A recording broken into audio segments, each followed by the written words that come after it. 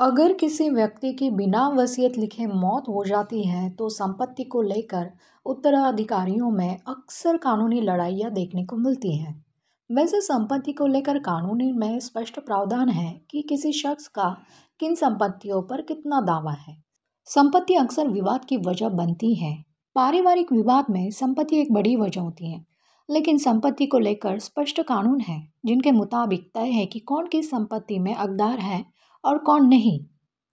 इन अधिकारों को लेकर जागरूकता ज़रूरी है। अगर आप अपने हक को लेकर जागरूक हैं तो आपको आपके अधिकार से कोई वंचित नहीं कर सकता है, और अगर ऐसा होता है तो आप कानून का रास्ता अपना कर अपना हक वापस पा सकते हैं। हमारे आज के वीडियो में हम कुछ महत्वपूर्ण सवालों पे बात जवाब देंगे। हमारा पहला सवाल है, अगर कोई बेटा अपने पिता की संपत्ति को अपने बेटों के नाम ट्रांसफ़र करता है तो क्या बेटियां दावा कर सकती हैं?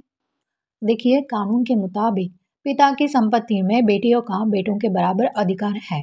अगर पिता जिंदा है और उन्होंने अपनी स्वअर्जित संपत्ति को पोतों के यानी ग्रैंडसन के नाम ट्रांसफ़र किया है, तब बेटियां का इस पर दावा नहीं बनता। अगर पिता की मौत हो चुकी है और संपत्ति का ट्रांसफ़र वसीयत के जरिए हुआ है, तब बेटी उस वसीयत को जायज़ वजहों के आधार पर कोर्ट में चुनौती दे सकती है।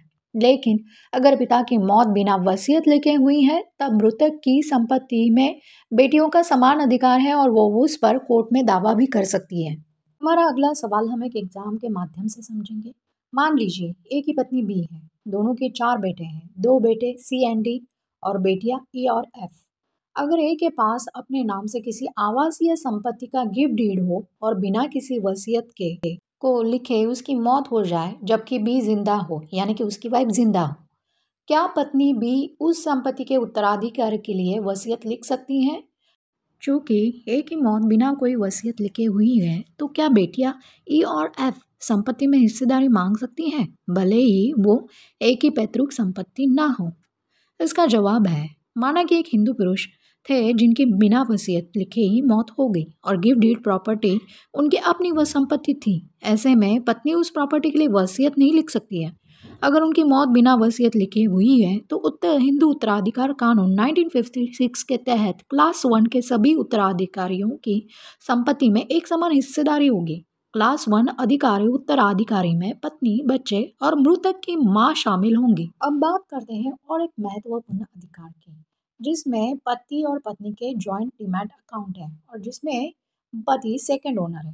मान लीजिए कि बिना वसीयत लिखे ही पति की मौत हो जाए, तो क्या वो वहाँ पर उन्होंने क्या कदम उठाने चाहिए ताकि शेयर और म्यूचुअल फंड यूनिट्स की ओनरशिप या तो पत्नी के नाम हो या फिर उन पत्नी और बेटी के संयुक्त नाम पर हो? क्या ओनरशिप को पति के परिवार के सदस्यों के नाम ट्रांसफर करने के लिए उत्तराधिकार प्रमाण पत्र यानी सक्सेशन सर्टिफिकेट की जरूरत पड़ेगी? इसका जवाब है, व्यक्ति की मौत की स्थिति में फर्स्ट होल्डर के तौर पर उसके अधिकार सेकंड होल्डर यानी कि उसकी पत्नी को ट्रांसफर हो जाएंगे, क्योंकि वो दोनों डीमैट अकाउंट के ज्वाइंट होल्डर थे। यहाँ पे T2 फॉर्म यानी ट्रांसमिशन रिक्वेस्ट फॉर्म भरकर फर्स्ट होल्डर के नोटराइज डेथ सर्टिफिकेट के साथ जमा करने पर हो जाएगा। व्यक्ति के मौत के बाद उसकी बेटी को अगर उसके नाम शेयर और म्यूचुअल फंड ट्रांसफ़र करना है तो उसे सक्सेशन सर्टिफिकेट यानी कि उत्तराधिकार प्रमाण पत्र जमा करना होगा। ये था हमारा आज का वीडियो बेटियों के कुछ और अधिकारों के बारे में। वीडियो की जानकारी यूज़फुल लगी हो तो लाइक, शेयर, सब्सक्राइब कर दीजिए। मिलते हैं नेक्स्ट वीडियो में।